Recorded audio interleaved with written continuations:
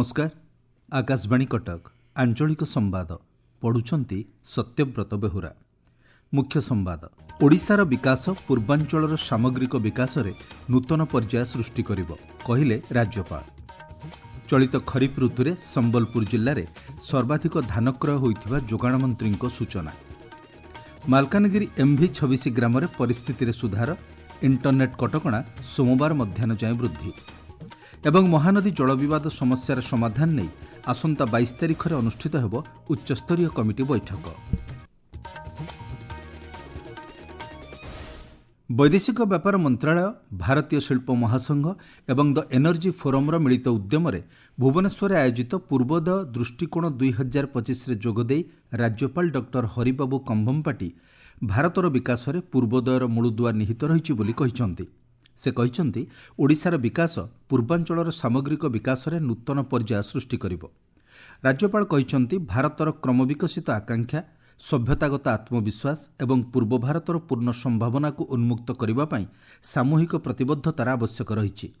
पूर्व भारत एकदा समृद्धिर आलोकवर्तिका थिला बोली कहवा सह राज्यपाल 2047 सुद्धा विकसित भारत गठन लगी पूर्वोदयर विकास जरूरी बोली कहिसंती। ଏହି ସମ୍ମିଳନୀ ଦେଶର ପୂର୍ବାଞ୍ଚଳକୁ ଦକ୍ଷିଣ ପୂର୍ବ ଏସିଆ ସହିତ ସଂଯୋଗ କରୁଥିବା ଅର୍ଥନୈତିକ କରିଡରକୁ ସୁଦୃଢ଼ କରିବ ବୋଲି ରାଜ୍ୟପାଳ କହିଛନ୍ତି। ସମ୍ମିଳନୀକୁ ଭିଡ଼ିଓ ବାର୍ତ୍ତା ଜରିଆରେ ସମ୍ବୋଧିତ କରି କେନ୍ଦ୍ର ଶିକ୍ଷାମନ୍ତ୍ରୀ ଧର୍ମେନ୍ଦ୍ର ପ୍ରଧାନ କହିଛନ୍ତି, ବିକଶିତ ଭାରତ ପାଇଁ ପୂର୍ବୋଦୟ ହେଉଛି ଅଭିବୃଦ୍ଧିର ଇଞ୍ଜିନ୍। ସମସ୍ତ ସମ୍ଭାବନାକୁ ବାସ୍ତବତାର ରୂପ ଦେବା ପାଇଁ ସମସ୍ତେ ମିଳିତ ଭାବେ ଆଗେଇ ଆସିବା ଆବଶ୍ୟକ ବୋଲି ଶ୍ରୀ ପ୍ରଧାନ କହିଛନ୍ତି। केन्द्रमंत्री कहिसंती प्रधानमंत्री पूर्वोदय परिकल्पना को आगक नेबा दिगरे एभली आयोजन स्वागतयोग्य। से कहिसंती पारादीप, धामरा एवं गोपालपुर भली प्रमुख बंदर एवं खनिज भित्तिक शिल्प सह ओडिशा पूर्वोदयर प्रवेश पथ भाव में उभा होईछि। बंदर भित्तिक विकास एवं नील अर्थनीति सरकार प्रमुख प्राथमिकता बोली केन्द्रमंत्री कहिसंती। भिडियो बार्तारे श्री प्रधान पूर्वोदय अभिवृद्धि को सबुज अभिवृद्धि बोली कहवा सह देशर युवसंबल उपर गुरुत्वारोप करिसंती। प्रमुख जातीय शिक्षानुष्ठानगुड़िक उन्नत मानव संबल सृष्टि करी देश गठन में गुरुत्वपूर्ण भूमिका ग्रहण करुथिबा श्री प्रधान कहिसंती। चलित खरीफ ऋतु रे संबलपुर जिल्ला रे सर्वाधिक धान क्रय होइथिबा जोगाण मंत्री कृष्णचंद्र पात्र कहिसंती। से कहिसंती संबलपुर रे 51,766 मेट्रिक टन धान किणा जाइछि। बरगड़ रे 34,305, कलाहांडी रे 2,850, बलांगीर रे 22, नुआपड़ा रे 438 एवं सुवर्णपुर रे 15 मेट्रिक टन धान क्रय करा जाइछि।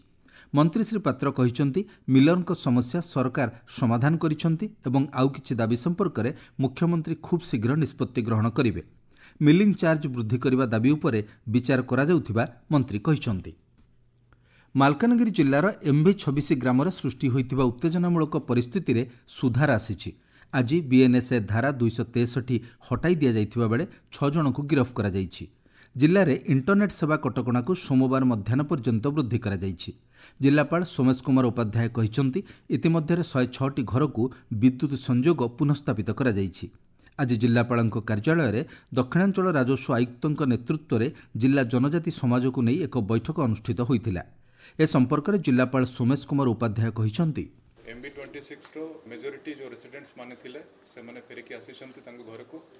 या सहित आज बीएनएसएस धारा 163 उठे निया गला। तथापि आम इंटरनेट बैंड टाकू प्रिकॉशनरी मेजर हिसाब रे आउरी 36 घंटा जेटा कि मंडे दिन 12टा पर्यंत एक्सटेंड करिक रखिछु। ए छड़ा आमे पीस कमिटी मीटिंग जोटा करिथिले सेटा बहुत सफलता पूर्वक हेइथिला एवं उभय कमिटी भितरे गोटे समझौता बढ़िछि, सौहार्द बढ़िछि एवं समस्ते वर्तमान शांति पाई जहा करबार चेष्टा सेटा करूछंती। कम्युनिटी पुलिसिंग साधारण जनता एवं पुलिस मध्य एक विश्वासर सेतु। तटवर्ती अंचल में पुलिस लोकों विश्वास भाजन होई उत्तम सेवा प्रदान करिबो बोली पुलिस महानिर्देशक जोगेश बहादुर खुरानिया कहिसंती। सारा राज्य में 18टी सामुद्रिक थाना पक्षरु 303टी कम्युनिटी पुलिसिंग कार्यक्रम आयोजन करा जाइछि। सामुद्रिक थानागुड़िकरे आयोजित जनसंपर्क सचेतनता कार्यक्रम में विभिन्न वर्गर जनसाधारण, युववर्ग एवं महिला स्वयं सहायक गोष्ठी को सामिल करा जाई साइबर सचेतनता अभियान, तट सुरक्षा, महिला और शिशु सुरक्षा संपर्क में सचेतन करा जाइछि। पुलिस महानिर्देशक श्री खुरानिया कहिसंती जनसाधारण सहभागितार राज्य में अपराध संख्या ह्रास पाइबा सह समाज में शांति बजाय रहिबो। ଭୁବନେଶ୍ୱର ଏବଂ କଟକରେ ସରକାରୀ ବାସଗୃହ ପରିଚାଳନାକୁ ଅଧିକ ଉନ୍ନତ କରିବା ଉଦ୍ଦେଶ୍ୟରେ ସାଧାରଣ ପ୍ରଶାସନ ବିଭାଗ ଅଧୀନସ୍ଥ ଖଜଣା ଉପବିଭାଗର ବୈଠକ ଅନୁଷ୍ଠିତ ହୋଇଯାଇଛି। ବିଭାଗୀୟ ନିର୍ଦ୍ଦେଶକ ବିଜୟ କୁମାର ପୃଷ୍ଟିଙ୍କ ଅଧ୍ୟକ୍ଷତାରେ ଲୋକସେବା ଭବନରେ ଅନୁଷ୍ଠିତ ବୈଠକରେ ସରକାରୀ ବାସଗୃହ ପରିଚାଳନା କାର୍ଯ୍ୟଦକ୍ଷତାକୁ ଉନ୍ନତ କରିବା ପାଇଁ ପରାମର୍ଶ ଦିଆଯାଇଛି। ସରକାରୀ ବାସଗୃହକୁ ଭଡ଼ା ଲଗାଇବା ଘଟଣାରେ ଶୂନ୍ୟ ସହନଶୀଳତା ନୀତି ଅବଲମ୍ବନ କରାଯାଇ କଠୋର କାର୍ଯ୍ୟାନୁଷ୍ଠାନ ଗ୍ରହଣ କରାଯିବାକୁ ନିର୍ଦ୍ଦେଶ ଦିଆଯାଇଛି। ଆପଣମାନେ ଆଞ୍ଚଳିକ ସମ୍ବାଦ ଶୁଣୁଛନ୍ତି ଆକାଶବାଣୀ କଟକ କେନ୍ଦ୍ରରୁ। ମହାନଦୀ ଜଳ ବିବାଦ ସମସ୍ୟାର ସମାଧାନ ନେଇ ଆସନ୍ତା 22 ତାରିଖରେ ଉଚ୍ଚସ୍ତରୀୟ କମିଟି ବୈଠକ ଅନୁଷ୍ଠିତ ହେବ। କମିଟିର ସଦସ୍ୟ ତଥା ବିଧାୟକ ଜୟନାରାୟଣ ମିଶ୍ର ସୂଚନା ଦେଇ କହିଛନ୍ତି, କମିଟି ଅଧ୍ୟକ୍ଷ ଉପମୁଖ୍ୟମନ୍ତ୍ରୀ କନକବର୍ଦ୍ଧନ ସିଂହଦେଓ କମିଟିର ବରିଷ୍ଠ ଅଧିକାରୀଙ୍କ ସହ ଆଲୋଚନା କରି ପରବର୍ତ୍ତୀ ପଦକ୍ଷେପ ନେଇ ନିଷ୍ପତ୍ତି ଗ୍ରହଣ କରିବେ। ବୈଠକରେ ମହାନଦୀ ଜଳ ବିବାଦ ସମାଧାନ ପାଇଁ ସରକାରଙ୍କ ପଦକ୍ଷେପ ସମ୍ପର୍କରେ ବିସ୍ତୃତ ଆଲୋଚନା ହେବ। ଗବେଷଣା ପାଇଁ ବୟୋଜ୍ୟେଷ୍ଠ ହାତୀ ରାମୁର କଙ୍କାଳ ସଂରକ୍ଷଣ କରାଯିବ ବୋଲି ଜଙ୍ଗଲ ଓ ପରିବେଶ ମନ୍ତ୍ରୀ ଗଣେଶ ରାମ ସିଂ ଖୁଣ୍ଟିଆ କହିଛନ୍ତି। ଏହା ସମାଜ ପାଇଁ ଶିକ୍ଷଣୀୟ ହେବ ବୋଲି ସେ କହିଛନ୍ତି।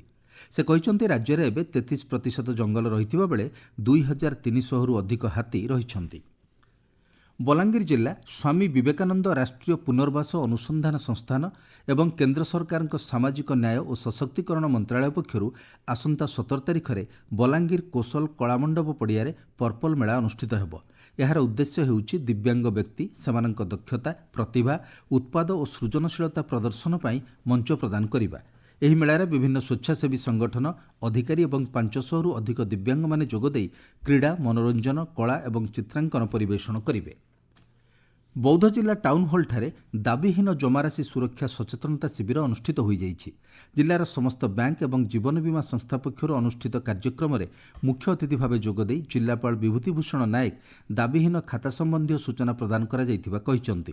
ସମସ୍ତ ଜନସାଧାରଣ ନିଜ ପୁଞ୍ଜି ଅଧିକାର ସାବ୍ୟସ୍ତକୁ ସଫଳ କରିବା ଉଦ୍ଦେଶ୍ୟରେ ଏହି କାର୍ଯ୍ୟକ୍ରମ ଆୟୋଜନ କରାଯାଇଥିଲା।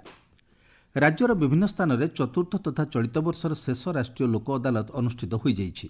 ରାୟଗଡ଼ ଜିଲ୍ଲା ଆଇନ ସେବା ପ୍ରାଧିକରଣ ପକ୍ଷରୁ ଅନୁଷ୍ଠିତ ଲୋକ ଅଦାଲତରେ 191ଟି ମାମଲାର ସମାଧାନ କରାଯାଇ 66 ଲକ୍ଷରୁ ଅଧିକ ଟଙ୍କା ଆଦାୟ କରାଯାଇଥିବା ବେଳେ ରାଜସ୍ୱ ସମ୍ବନ୍ଧିତ 20,585ଟି ଓ ଅନ୍ୟାନ୍ୟ 52ଟି ମାମଲାର ସମାଧାନ କରାଯାଇ 14 ଲକ୍ଷରୁ ଅଧିକ ଟଙ୍କା ଆଦାୟ କରାଯାଇଛି।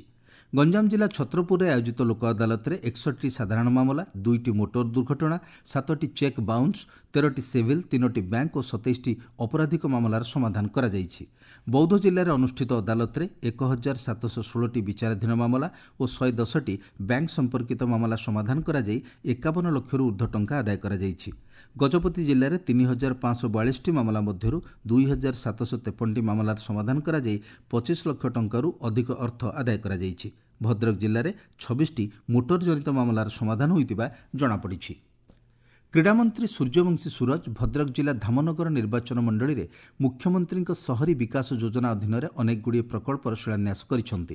10 କୋଟିରୁ ଅଧିକ ଟଙ୍କା ବ୍ୟୟବରାଦରେ ଏହି ପ୍ରକଳ୍ପଗୁଡ଼ିକ ନିର୍ମାଣ କରାଯିବ। ଏହି ଅବସରରେ ମନ୍ତ୍ରୀ ଶ୍ରୀ ସୁରଜ ଆୟୁଷ୍ମାନ ଭାରତ, ବୟୋବନ୍ଦନା ଏବଂ ଗୋପବନ୍ଧୁ ଜନ ଆରୋଗ୍ୟ ଯୋଜନାର ହିତାଧିକାରୀମାନଙ୍କୁ କାର୍ଡ଼ ବଣ୍ଟନ କରିଥିଲେ। ନବରଙ୍ଗପୁର ଜିଲ୍ଲା ପାପଡ଼ାହାଣ୍ଡି ବ୍ଲକରେ ସାଂସଦ ବଳଭଦ୍ର ମାଝୀ ସାଂସଦ ଖେଳ ମହୋତ୍ସବର ଉଦ୍ଘାଟନ କରିଛନ୍ତି। ସେ କହିଛନ୍ତି, ପ୍ରଧାନମନ୍ତ୍ରୀଙ୍କ ଆହ୍ୱାନ ଅନୁଯାୟୀ 2036 ଅଲିମ୍ପିକ୍ କ୍ରୀଡ଼ାରେ ନବରଙ୍ଗପୁର ଜିଲ୍ଲା କ୍ରୀଡ଼ା ପ୍ରତିଭାମାନେ ଯୋଗଦେଇ ଉନ୍ନତ ପ୍ରଦର୍ଶନ କରିବାର ସୁଯୋଗ ରହିଛି। ପାଣିପାଗ। ଉତ୍ତର ପଶ୍ଚିମ ଦିଗରୁ ଥଣ୍ଡା ଶୁଷ୍କ ବାୟୁ ପ୍ରବାହିତ ହେଉଥିବାରୁ ରାଜ୍ୟରେ ଶୀତର ଲହରୀ ଜାରି ରହିଛି। ଭୁବନେଶ୍ୱର ଆଞ୍ଚଳିକ ପାଣିପାଗ ବିଜ୍ଞାନ କେନ୍ଦ୍ରର ସୂଚନା ଅନୁଯାୟୀ ଆସନ୍ତା 6ରୁ 7 ଦିନ ପର୍ଯ୍ୟନ୍ତ ପାଗରେ ବିଶେଷ ପରିବର୍ତ୍ତନ ହେବାର ସମ୍ଭାବନା ନାହିଁ।